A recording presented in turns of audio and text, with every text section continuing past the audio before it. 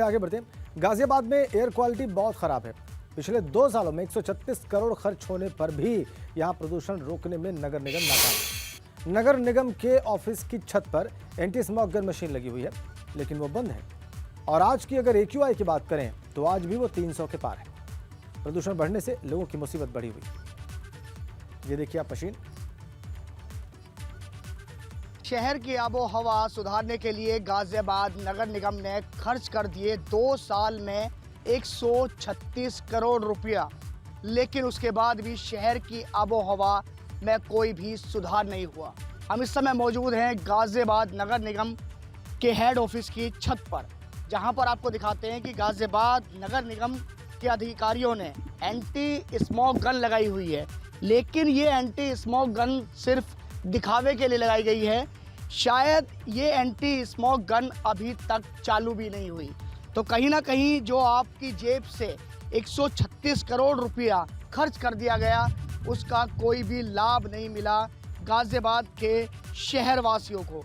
अगर गाजियाबाद के प्रदूषण की बात करें तो गाजियाबाद का आज भी जो AQI है, एयर क्वालिटी इंडेक्स है, वो इस समय पहुंच गया है 300 के पार।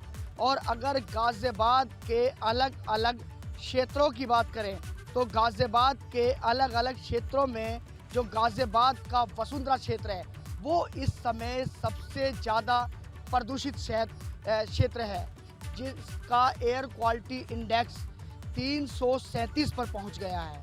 वहीं अगर गाजियाबाद के संजय नगर की बात करें तो गाजियाबाद के संजय नगर का एयर क्वालिटी इंडेक्स पहुंच गया है 310। अगर गाजियाबाद के लोनी की बात करें तो गाजियाबाद के लोनी इलाके का एयर क्वालिटी इंडेक्स पहुंच गया है 304। यानी कि ये आज की तस्वीर है और लगातार कई दिन से इस पूरे क्षेत्र में जो प्रदूषण है वह काफ़ी फैला हुआ है। जो जहरीली हवा है वो इस समय काफ़ी फैली हुई है। वहीं आपको हम ये दिखा रहे हैं कि गाजियाबाद नगर निगम का जो हेड ऑफिस है उसकी छत पर ये एंटी स्मॉग गन तो लगाई गई, लेकिन सिर्फ और सिर्फ ये दिखावे के लिए लगाई गई है। ये अभी तक भी शुरू नहीं हुई। यानी कि 2 साल में जो जनता की गाड़ी कमाई होती है, वो जनता की गाड़ी कमाई इन लोगों ने खर्च कर दी और 136 करोड़ रुपए इस बात के लिए खर्च कर दिए कि शहर की आबो हवा सही हो जाएगी, साफ सुथरी हो जाएगी। लेकिन 136 करोड़ रुपए खर्च होने के बाद भी शहर की आबो हवा साफ नहीं हुई। गाजियाबाद से ABP गंगा के लिए मैं शक्ति से। 136 करोड़ खर्च, आबो हवा और खराबी हुई है, बेहतर तो कतई नहीं हुई। नमस्कार, स्वागत आप सभी का इस न्यूज बुलेटिन में। मैं आपके साथ राजेंद्र देव और शुरुआत एक बड़ी खबर के साथ। माफिया मुख्तार के खिलाफ दर्ज मनी लॉन्ड्रिंग से जुड़ी ये जो मामला है उससे जुड़ी बड़ी खबर है। मुख्तार के मददगारों पर भी अब ED का शिकंजा कसेगा। मनी लॉन्ड्रिंग के मामले में ED ने अपनी जांच का दायरा बढ़ा दिया है। मुख्तार अंसारी के विकास कंस्ट्रक्शन कंपनी के CA को भी ED ने समन भेज दिया है। FCI के पूर्व और मौजूदा कर्मियों को भी ED ने समन भेजा है। जिन्हें समन भेजे गए हैं उन सभी का बयान दर्ज होंगे। अब्बास अंसारी और शर्जील रजा से पूछताछ में भी कई खुलासे हुए। समन मिलते ही मुख्तार अंसारी का CA अस्पताल में भर्ती हो गया और बीमारी का हवाला देकर CA अस्पताल में भर्ती हुआ है। जांच में सहयोग नहीं करने पर ED उसकी भी गिरफ्तारी करेगी। अब्बास अंसारी और शर्जील रजा दोनों ED की कस्टडी रिमांड पर हैं। अब्बास अंसारी 12 नवंबर दोपहर 2 बजे तक ED की कस्टडी रिमांड पर है और शर्जील दोपहर 2 बजे तक 15 नवंबर की तारीख तक कस्टडी रिमांड पर है। दोनों से लगातार इस मामले में पूछताछ जारी है। मोहम्मद मोइन हमारे संवाददाता हमारे साथ जुड़े हुए, वो और ज्यादा जानकारी देंगे ED के आने वाले एक्शंस के बारे में। मोइन, देखिए, मुख्तार अंसारी के खिलाफ ED ने जो मनी लॉन्ड्रिंग का केस दर्ज किया था उसकी जांच लगातार जारी है और जांच का दायरा लगातार बढ़ता जा रहा है। पहले ED की टीम ने मुख्तार अंसारी के विधायक बेटे को गिरफ्तार किया, फिर उसके साले शर्जील रजा को गिरफ्तार किया और अब जांच का दायरा आगे बढ़ते हुए जो मुख्तार अंसारी के परिवार की विकास कंस्ट्रक्शन कंपनी है उसके सीए को समन जारी किया गया है। लेकिन जो सूत्र है वो ये जानकारी दे रहे हैं कि ईडी का समन मिलने के बाद जो सीए है वो अस्पताल में भर्ती हो गया है ताकि खुद को बीमार बता सके, कुछ वक्त की मोहलत पा सके। और जो सूत्र है उनके मुताबिक कि लखनऊ के किसी अस्पताल में वो सीए भर्ती हुआ है। इसके साथ ही साथ मुख्तार के परिवार ने जो सरकारी जमीन पर कब्जा किया था, सरकारी जमीन पर कब्जा करने के बाद उसे एफसीआई यानी एक सरकारी विभाग को ही किराए पर दे दिया था। सरकारी जमीन को किराए पर सरकारी विभाग को ही दिए जाने का भी एक फर्जीवाड़ा सामने आया था। इस मामले में जो फूड कॉर्पोरेशन ऑफ इंडिया के तत्कालीन जो अधिकारी कर्मचारी थे, जो जिम्मेदार लोग थे, उनको समन जारी किया गया। इसके साथ साथ जो इस वक्त के वहां पर कर्मचारी हैं उनको भी समन जारी किया गया, उनको भी पूछताछ के लिए बुलाया गया है। इतना ही नहीं, कई अन्य लोगों से भी पूछताछ की जा रही है। तो साफ तौर पर कहा जा सकता है कि मनी लॉन्ड्रिंग केस में ईडी की जांच का दायरा लगातार बढ़ता जा रहा है। परिवार के 2 लोगों की गिरफ्तारी हो चुकी है, लेकिन आने वाले दिनों में कई और लोग भी जो है वो गिरफ्तार किए जा सकते हैं, उन्हें भी पूछताछ के लिए तलब किया जा सकता है। यानी ईडी की जांच का दायरा जो है वो लगातार बढ़ता जा रहा है और ईडी के शिकंजे में लगातार तमाम लोग आते जा रहे हैं। और ये कह सकते हैं मोइन की जो गिरफ्तारी हुई यहाँ पर अब्बास अंसारी की और शर्जील की, और जो पूछताछ हो रही है, यही उसके पीछे सबसे बड़ा कारण है। देखिए, निश्चित तौर पर कहा जा सकता है क्योंकि ईडी को केस दर्ज किए हुए तकरीबन 1.5 साल का वक्त हो चुका है। पिछले साल नवंबर महीने में ही ईडी की टीम बांदा जेल गई थी। बांदा जेल जाकर उसने मुख्तार अंसारी से पूछताछ की थी, लंबा पूरे दिन जो है बयान दर्ज किया था। इसके बाद मुख्तार अंसारी के परिवार के कई सदस्यों को मई महीने में तलब किया गया था, उनसे पूछताछ की गई थी। और अब जो अब्बास अंसारी और शर्जील रजा की गिरफ्तारी हुई है, दोनों से लगातार जो है पूछताछ की जा रही है। बहुत धन्यवाद आपका। लगातार पूछताछ चल रही है, बिल्कुल ठीक कहा आपने। और अब हम आपको सीधा वाराणसी लिए चलते हैं। मुख्यमंत्री योगी आदित्यनाथ वहां पर लोगों को संबोधित करने जा रहे हैं। और ये देखिए, उससे पहले ये अनावरण किया उन्होंने शिलापट्ट का।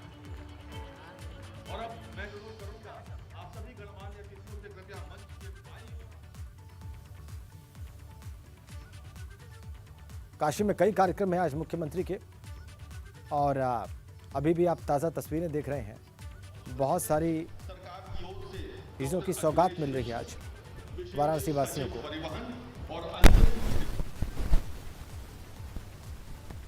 कार्यक्रम की तस्वीरें लाइव हैं आपकी स्क्रीन पर। मुख्यमंत्री मंच पर हैं।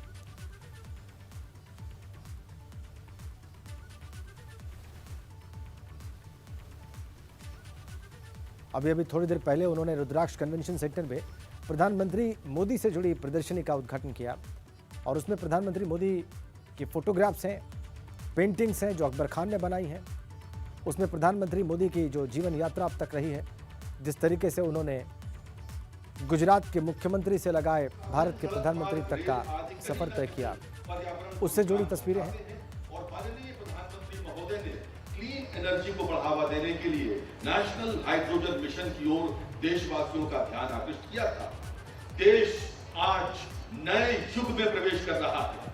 अब समय है इसी विषय से संबंधित कोचिन शिपयार्ड द्वारा बनाई जाने वाली हाइड्रोजन फ्यूल सेल और बैटरी पावर्ड कैटेमरान्स यानी पतवार पर आधारित लघु फिल्म देखने का। तो आइए देखते हैं ये लघु फिल्म। पृथ्वी पर ऐसे बहुत से स्थान नहीं हैं जो प्रदूषण से अछूते हों। जीवन के सभी रूप प्रदूषण से प्रभावित हैं। हमारा ग्रह आपदा की ओर बढ़ रहा है। हमें यह सीखने की जरूरत है कि प्रकृति के खिलाफ न होकर उसके साथ कैसे काम किया जाए।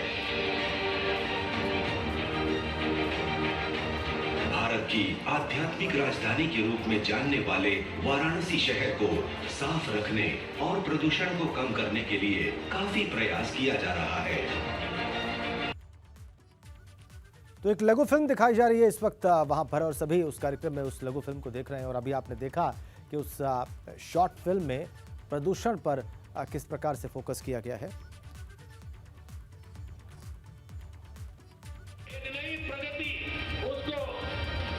आत्मनिर्भर बढ़ाएगा और पूरे विश्व में क्लीन एनर्जी ट्रांजिशन की नई प्रेरणा भी बनेगा। पत्तन, बोथ परिवहन और जलमार्ग मंत्रालय, भारत सरकार, अंतर्देशीय जलमार्ग प्राधिकरण और भारत के प्रमुख ship builder Cochin shipyard limited के साथ वाराणसी में अपनी तरह का पहला विश्व स्तर का जीरो एमिशन। तो कैसे क्लीन एनर्जी के साथ जो है काम किया जाए, इस पर भी इस शॉर्ट फिल्म में फोकस है। बहरहाल आगे बढ़ते हैं खबरों में। आज सुप्रीम कोर्ट, हाई कोर्ट और उससे लगाए वाराणसी की डिस्ट्रिक्ट कोर्ट तक में ज्ञानवापी मामले से जुड़ी सुनवाइयां होंगी। सुप्रीम कोर्ट में जहां आज शिवलिंग जैसे ढांचे के संरक्षण को आगे बढ़ाने की मांग पर फैसला सुनाया जा सकता है, वहीं इलाहाबाद हाई कोर्ट में ज्ञानवापी विवाद से जुड़े मामले में श्रृंगार गौरी की नियमित पूजा की इजाजत दिए जाने की मांग के मामले में सुनवाई है।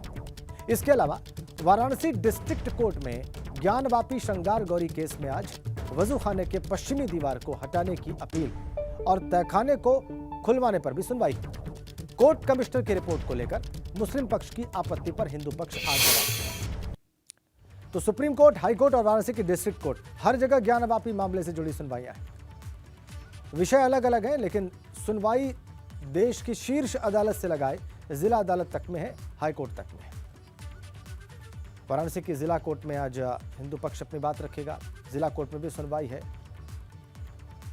दीवार हटाने की मांग है, वजूखाने के पश्चिमी हिस्से की तहखाने को खुलवाने की मांग है वाराणसी जिला कोर्ट में। मुस्लिम पक्ष की आपत्ति पर हिंदू पक्ष आज अपना जवाब देगा वाराणसी की जिला कोर्ट में। इधर सुप्रीम कोर्ट में इस बात पर भी सुनवाई आज होगी कि क्या संरक्षित रखने का जो आदेश था सुप्रीम कोर्ट का पिछला, कथित शिवलिंग को, जिसको शिवलिंग होने का दावा है हिंदू पक्ष का, उसको आगे भी संरक्षित रखना है, ये वैसे ही स्थिति पिछले आदेश जैसी बरकरार रखनी है या कोई नया आदेश सुप्रीम कोर्ट का यहाँ पर आवश्यक है। इसलिए आज सुप्रीम कोर्ट में इस मामले को लेकर भी सुनवाई होगी। तो सुप्रीम कोर्ट, जिला अदालत और हाई कोर्ट, हर जगह सुनवाई है। ज्ञानवापी श्रृंगार गौरी मामले में डिस्ट्रिक्ट कोर्ट में सुनवाई है। इसके अलावा इलाहाबाद हाई कोर्ट में ज्ञानवापी विवाद से जुड़े मामले में श्रृंगार गौरी की नियमित पूजा की इजाजत दिए जाने की मांग के मामले में भी सुनवाई है।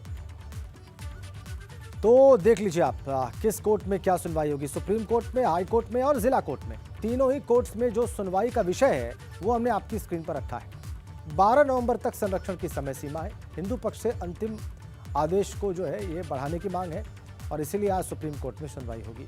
इधर श्रृंगार गौरी की नियमित पूजा अर्चना हो, इसकी इजाजत दी जाए, इसलिए हाई कोर्ट में सुनवाई होगी। और डिस्ट्रिक्ट कोर्ट में वजूखाने के पश्चिमी दीवार को हटाने की मांग वाली याचिका पर सुनवाई होगी। तो यहां पर यह भी कहा गया है कि तहखाने को खुलवाया जाए।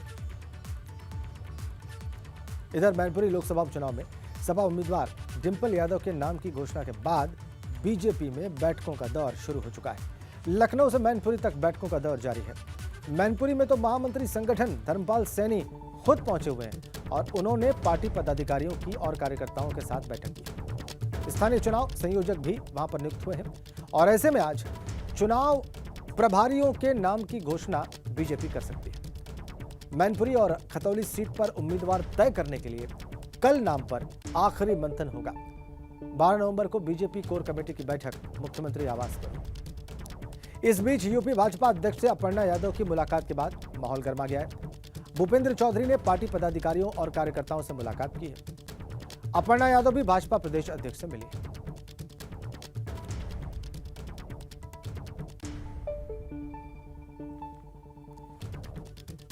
मैनपुरी में उपचुनाव है, बीजेपी में सरगर्मी बढ़ी है।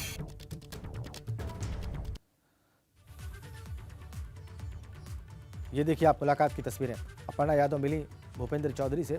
इसके बाद कयास इस बात के भी कुछ लोग लगाने लगे कि अपर्णा यादव उम्मीदवार हो सकती हैं, लेकिन हमारे पास जो खबर है उसके हिसाब से अपर्णा यादव बिल्कुल भी उम्मीदवार नहीं होने जा रही बीजेपी की।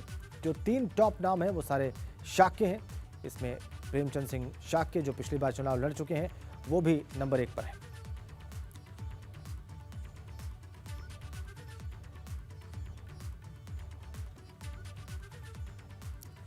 और मैनपुरी में उपचुनाव में भाजपा के विरोध में जो समाजवादी पार्टी ने अपना प्रत्याशी घोषित किया है डिंपल यादव को, उस पर केंद्रीय मंत्री एसपी सिंह बघेल की प्रतिक्रिया हमें मिली है, आपको दिखाते हैं। बातचीत की मौजूद है केंद्रीय कानून राज्य मंत्री एसपी सिंह बघेल जी। सर अगर बात करें तो मैनपुरी से डिंपल यादव प्रत्याशी घोषित हो गई सबको, आपको लग रहा है कि वो फाइट कर पाएंगे, कम्पीट कर पाएंगे? एक बार समाजवादी पार्टी ने अपने परिवारवाद पार्टी का परिचय दिया, उनको लड़ा करके, और वैसे किसी भी पार्टी का अपना होता है कि वो किसको लड़ाएं, लेकिन आजमगढ़ भी उन्होंने परिवार को लड़ाया और यहाँ भी लड़ाया। सर अगर बात करें तो अपर्णा यादव की चर्चा हो रही बीजेपी से, आपको लग रहा है कि बीजेपी कैंडिडेट बनेंगे तो बहू वर्सेस बहू में वो जीत पाएंगी?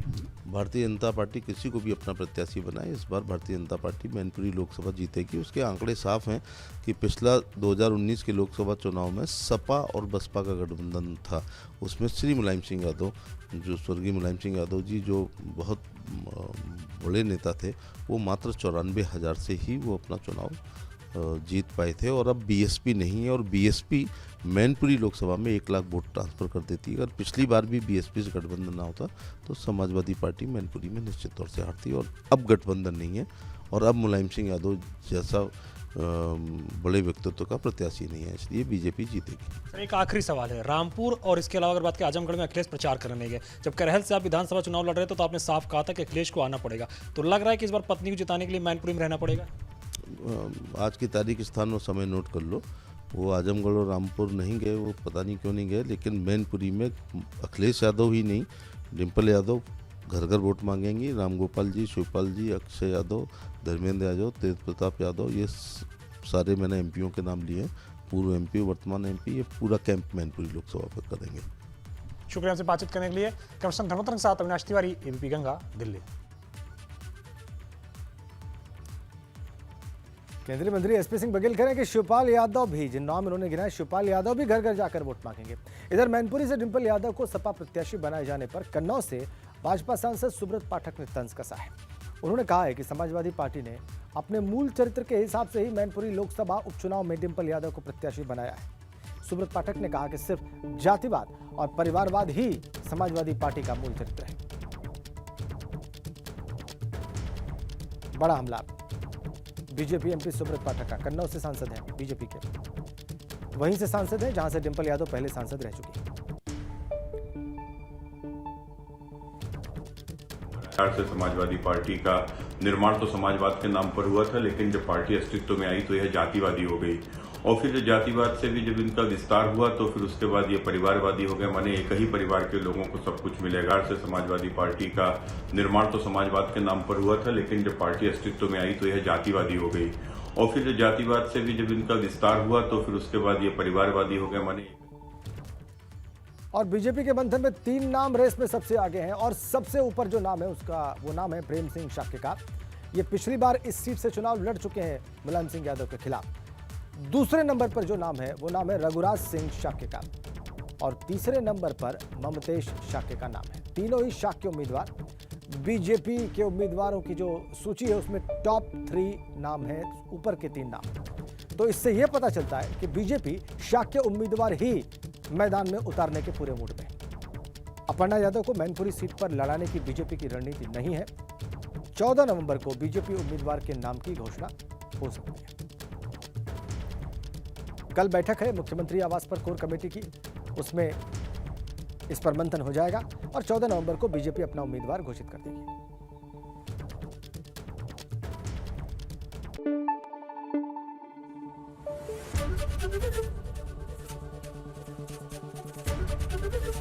एबीपी गंगा, खबर आपकी, जुबान आपकी।